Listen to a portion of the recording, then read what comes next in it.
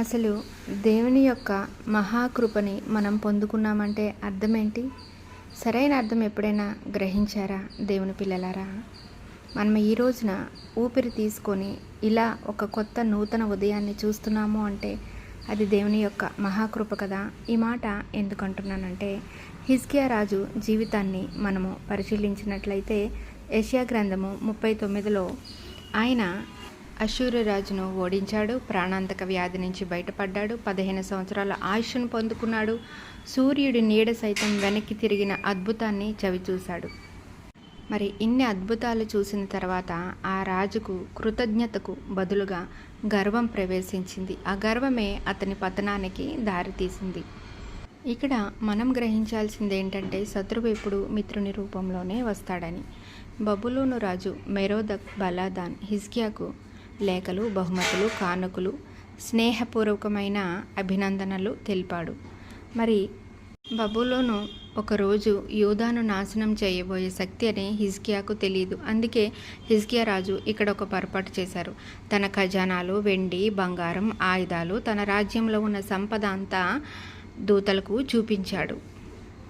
మరి ఇక్కడ అతను ఏం చేశాడంటే, దేవుని గూర్చి సాక్ష్యం ఇవ్వాల్సిన చోట తన ఘనతను ప్రదర్శించుకున్నాడు. అయితే హిజ్కియా సమాధానం విన్న యెషయా ప్రవక్త రాబోయే తీర్పును గురించి చెప్పారు. నీ ఇంటి సంపద అంతా బబులోనుకి తీసుకుపోతారు, నీ సంతానంలో కొందరు బబులోను రాజమందిరంలో సేవకులు అవుతారు అని. ఇది తక్షణ శిక్ష అయితే కాదు, కానీ అతని తరాల మీద పడే అవకాశం ఉంటుందని ఆయన హెచ్చరించడం అయితే జరిగింది. మరి అలాగే నెరవేరింది. దానియేలు, షడ్రక్, మెషక్, అబేద్నెగో బబులోను చెర, ఈ మూడు కూడా విషయాల్ని మనం పరిశీలించినట్లయితే మనకి అర్థమవుతుంది.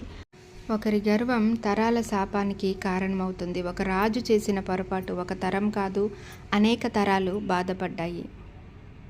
అలాగే తల్లిదండ్రుల ఆత్మీయ నిర్ణయాలు కూడా పిల్లల భవిష్యత్తును నిర్ణయిస్తాయి. మరి యెషయా 39 అంతా మనకేం చెప్తుందంటే, దేవుడిచ్చిన విజయాన్ని గర్వంగా ప్రదర్శిస్తే అదే భవిష్యత్తులో బంధకానికి కారణము అవుతుంది అని. అందుకే తగ్గింపు స్వభావాన్ని కలిగి ఉండమని యేసుక్రీస్తు ప్రభువుల వారే సాక్షాత్తు తన శిష్యుల పాదాలు కడిగి చూపించారు.